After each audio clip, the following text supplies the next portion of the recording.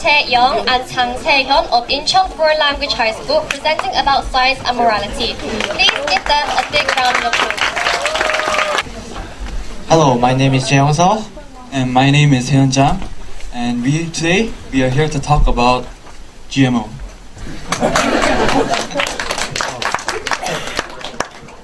Now, what is GMO?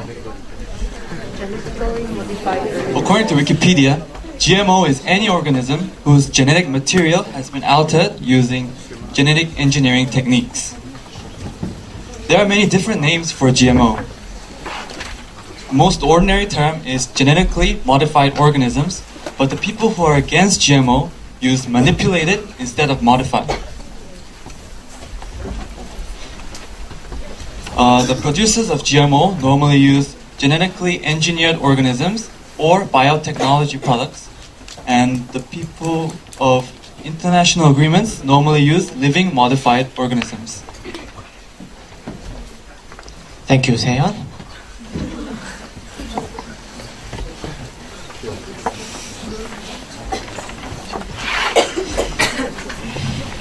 The cultivation area of GM crops has been steadily increasing, and in 2014, about 1,815,000,000 hectares of farmland worldwide were used to cultivate GMO. The major producing countries are the USA, Brazil, Argentina, India, and Canada, who possess 90% of the total cultivation area. Soybeans, corn, and raw cotton take up most of the crops that are cultivated. Currently, most countries are implementing GMO labeling, but the USA, who is the largest producer of GMO, is not doing so. Also, if the product is of low GMO content, it can be excluded from GMO labeling. This standard of content is different in every country. Our country is 3%, the Japan is 5%, and the European Union is 0.9%.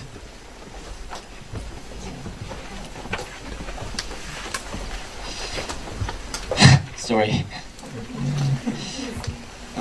Our country is only applying our GMO labeling to the processed food, and even that is very restrictive. Due to this fact, people are now saying that the regulations must be strengthened. Our country is the second largest importer of GMO among the countries who are not cultivating GMO for commercial purposes. And our GMO consumption is about 2/3 of outright consumption. This means that although we don't cultivate GMO for commercial purposes, we are largely influenced by GMO. Thank you very much. Now, what are the good sides of GMO?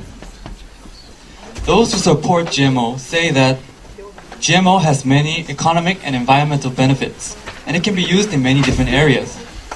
First, it can be used to improve the quality of food and increase the production rate so that good food can be supplied in large amounts. Second, it can be used to save 800 million people who are suffering from poverty around the world. And third, it can be used to increase food self-sufficiency in the case of our country, because the rate of food self-sufficiency in our country is very low. And finally, it can be used to develop medicine for incurable diseases and create GM crops that are resistant to herbicides and insects, which will be helpful to the environment. So, they say that there is no problem about GMO.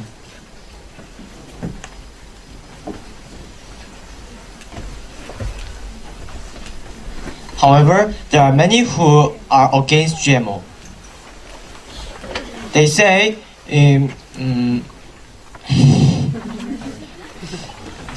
combining two different breeds that cannot be bred is dangerous itself. First, GMO is dangerous.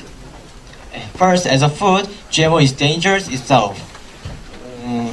In 1989, the USA, about 100 died and more than 5,000 suffered from difficulty in breathing due to L-tryptophan, which was added to GMO food.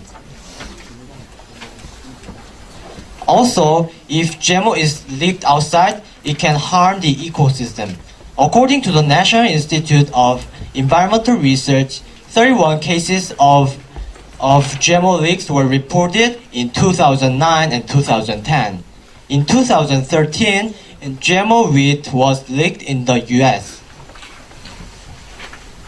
In addition, super weeds and superbugs that are resistant to pesticides and herbicides might develop as a reaction to GM crops. Even though more resilient GM crops are being produced, the use of herbicides and pesticides is actually increasing.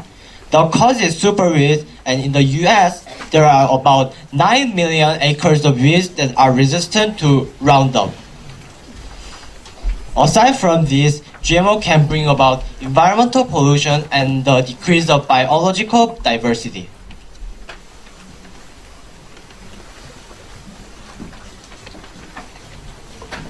Now, to know about the students' awareness of GMO, we conducted a research on the second graders of the English Chinese department in Incheon Foreign Language High School.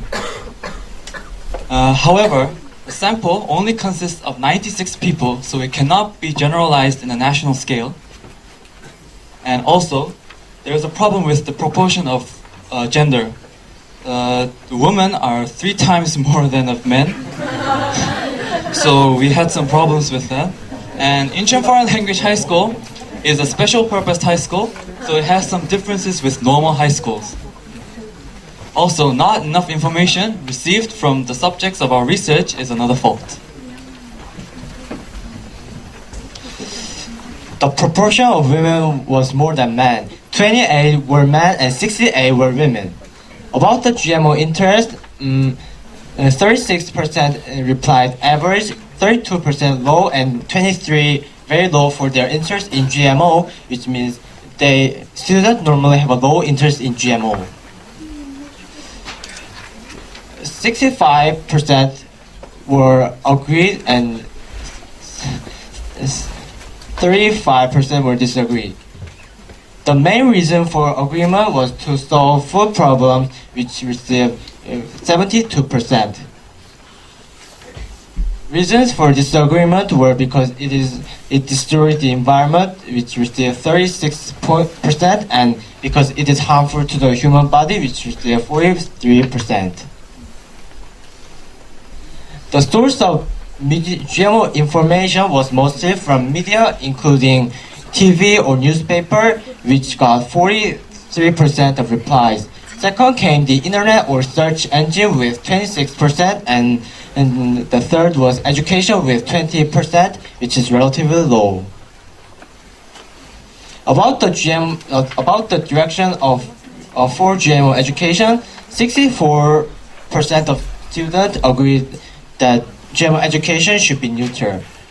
21% said it should emphasize good side, and 11% said it should emphasize downsides. About regulations for GMO, about 60% of students agreed that we need a strict regulations for GMO, and 31% of students said indication of GMO use is needed. There were only 4% of students who said no need for regulations. When students were asked whether they would purchase GMO or not in the future, 55% of students said they would if the quality or the price is sensible, and 28% of students said they would if they don't have any alternatives. This means that they are likely to purchase GMO in the future. Yes. Through this research, we have reached the conclusion that, first, since the interest of GMO among students is low, we need a solution to overcome their indifference. Especially, we need to strengthen GMO education in schools. But however, huge GMO companies like Monsanto have too much influence on the media, so it makes it difficult to obtain neutral information.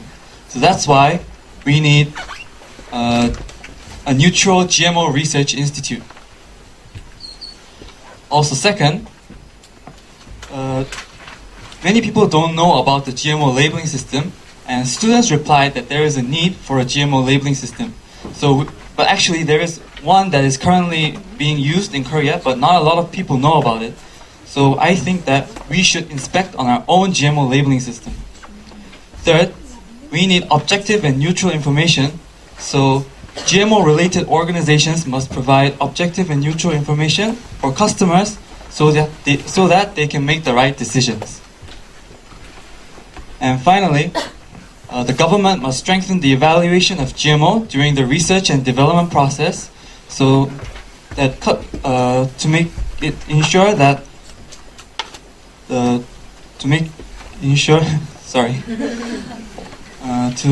that GMO is healthy for the body and the environment. Currently, the people who are for GMO say that the hazards of GMO have not been proved yet. However, we must change this phrase into the safety of GMO has been proved. If used in the right way, we expect that the agricultural productivity rate of GMO will grow in a high rate. We also might be able to expect for the next agricultural revolution. Before starting on this project, we didn't have much interest in GMO. However, while conducting our research, we found out that we are consuming GMO without us knowing, so we realized that GMO has a lot of connotations on our daily lives. GMO is a state-of-the-art genetic engineering technology, and it is causing more controversy than any food ever before. As the consumers of GMO food, we must have continuous interest and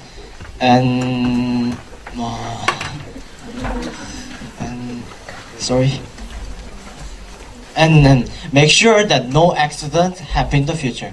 Thank you for listening.